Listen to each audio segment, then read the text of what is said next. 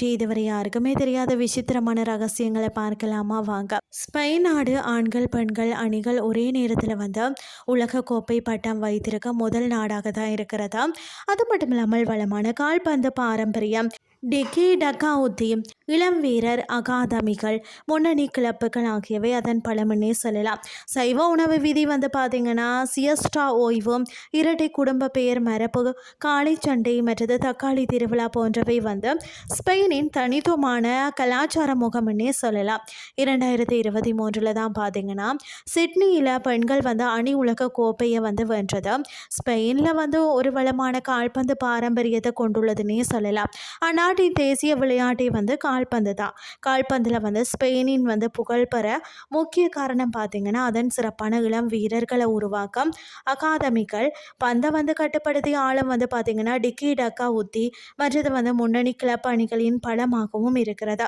Spain கால்பந்து வீரர்கள் பயிற்சியின் போது சைவ உணவை மட்டுமே சாப்பிடணும் என்பது அந்நாட்டின் விதியாகவும் இருக்கிறதா. அது மட்டும் இல்லாமல் பார்த்தீங்கன்னா ஐரோப்பிய ஒன்றியத்தின் இரண்டாவது பெரிய நாடான ஸ்பெயின் சுமார் 5,06,000 சதுர கிலோமீட்டர் நிலப்பரப்பையும் 1 மில்லியன் சதுர கிலோமீட்டருக்கும் அதிகமான கடல் பரப்பையும் கொண்டுள்ளதா. இது பார்த்தீங்கன்னா அட்லாண்டிக் மற்றும் மத்திய தரைக்கடல் பகுதிகளுக்கு இடையில அவைகளை பிரிக்கும் வகையில் இருக்கிறதா. இந்த நாட்டின் 48 மில்லியனுக்கும் மேற்பட்ட மக்கள் வாழ்றாங்களாம். கார்த்தாஜினியன் பேரரசு என்பது ஸ்பெயின் பழைய பெயர். இதற்கு பார்த்தீங்கன்னா அழிகள் வாழும் நாடு என்றும் அர்த்தமாம். அந்நாட்டில் தான் வட்ட வடிவ கற்களையே நாணயங்களாக பயன்படுத்தி வந்தார்களாம்.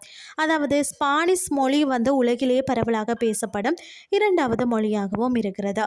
உலகில் அதிக எண்ணிக்கையிலான யுனெஸ்கோ உலக பாரம்பரிய தலங்களில் கொண்ட மூன்றாவது நாடு தான் ஸ்பெயின் ஆகும். இங்கே 47 பாரம்பரிய தலங்கள் இருக்கிறது. அழகிய கடற்கரைகள் மற்றது அழகிய தீவுகளை கொண்ட நாடு. இங்கு 8,000 கிலோமீட்டர் நீளமுள்ள கடற்கரைகள் பெரும்பாலும் சுத்தமான நிலையில் இருக்கிறது. வருடத்திற்கு 3,000 மணி நேரம் சூரிய ஒளி கிடைக்கும் நாடாகவும் இது இருக்கிறதா. வருடந்தோறும் ஜூலை மாதம் நடைபெறும் காளை சண்டை ஆகஸ்ட் மாதம் நடைபெறுமாம். தக்காளி திருவிழான்னு சொல்லக்கூடிய அது வித்தியாசமான பாரம்பரிய திருவிழாவாக இருக்கிறது. விளையாட்டு மற்றது வித்தியாசமான நடைமுறை மற்றது அழகிய தீவுகள் மற்றது இயற்கை வளங்கள் கொண்ட நாடுன்னே சொல்லலாம். ஸ்பானிய மக்களுக்கு சட்டப்படி 2 குடும்ப பெயர்கள் இருக்கிறது. முதலாவது தந்தையின் குடும்ப பெயர் மற்றது இரண்டாவது தாயின் குடும்ப பெயர். தாயார் பெயரை இனிஷியலாக போடும் நாடு ஸ்பெயின். காலை உணவாக அதிகம் சாக்லேட் எடுத்துக்கொள்கிறார்கள். இங்கே ஏறினாலும் முதல்ல வலது காலை எடுத்து வைத்து ஏறுவார்கள். ஸ்பெயின் நாட்டில் கடுமையான போக்குவரத்து நெரிசல் ஏற்பட்டாலும் சாலை நடுவில் காலியாகவே இருக்கும். அதில் ஆம்புலன்ஸ் மற்றது தீயணைப்பு வண்டிகள் மட்டுமே செல்ல முடியும். 5 கிலோமீட்டர் தொலைவிற்கு போக்குவரத்து நெரிசல் ஏற்பட்டாலும் நடுப்பகுதியில் யாரும் புகுந்து செல்ல மாட்டார்கள். ஸ்பெயின் தலைநகர் பார்த்தீங்கன்னு சொன்னால் மாட்ரியாட்டில் உள்ள அலுவலகங்களில் கடைகளில் வேலை பார்க்கிறவங்க மதியம் 2 மணி முதல் 4 மணி வரை கட்டாயம் ஓய்வு அளிக்கப்படுகிறதா. இது ஸ்பெயினில் பல இடங்கள்லையும் நடைமுறையில் இருக்கிறதா. இதனை பார்த்தீங்கன்னா சியஸ்டா மதிய உறக்கம் அப்படின்னு சொல்கிறாங்களா. வங்கிகள் கூட 2 மணி வரை மட்டும்தான் இயங்குமா.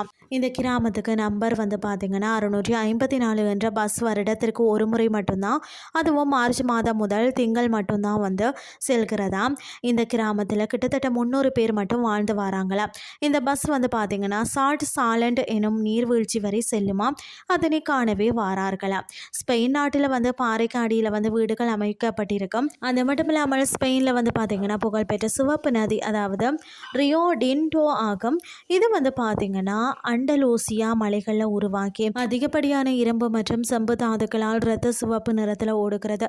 தென்மேற்கு ஸ்பெயினின் பார்த்தீங்கன்னா ஹில்வா மாகாணத்தில் சுமார் 100 கிலோமீட்டர் தூரம் வரை பாய்கிறதா. இன்றைய கிறிஸ்டி உங்களுக்கு பிரயோசனமாக அமைஞ்சிருக்கும்னு சொல்லி நான் நம்புகிறேன். இதே மாதிரி மற்றும் ஒரு கிறிஸ்டின் வேலைக்கு உங்களை சந்திக்கிறேன். நன்றி.